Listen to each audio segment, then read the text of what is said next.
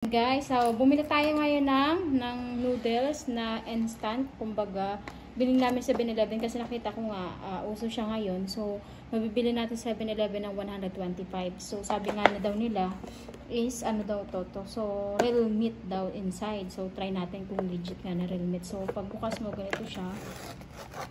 So, makikita mo siya may ganito siyang sauce at saka ito.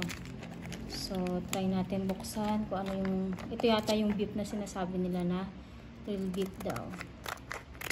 So, tingnan natin kung sulit nga talaga yung 125 natin. So, ayan.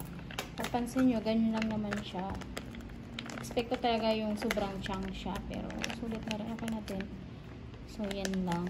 Yan yung real beef na sinasabi nilang real.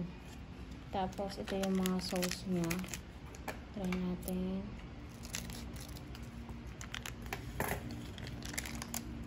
So, try natin nag-noodles. Tapos, ito yung spicy. So, syempre, hindi mawawala yung spicy dyan. Amoy palang spicy lang. Sakit sa ilong. So, lagyan natin ng hot water. So, ayan na siya. Wait lang ha. Lagyan natin ng hot water.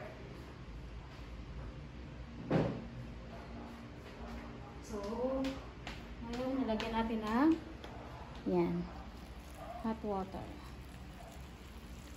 So, mapapansin nyo,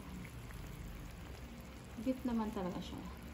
So, ayan, sarado lang natin. So, wait natin ng 15 minutes. So, ayan, yan na yung reveal natin sa real, yung noodles ng Imperial Big daw na sinasabi nila kung masarap. So, ayan, thank you for watching, guys. Mga kananay, honest review natin dito sa noodles. Sa 125 pesos, sulit mo siya kasi masarap.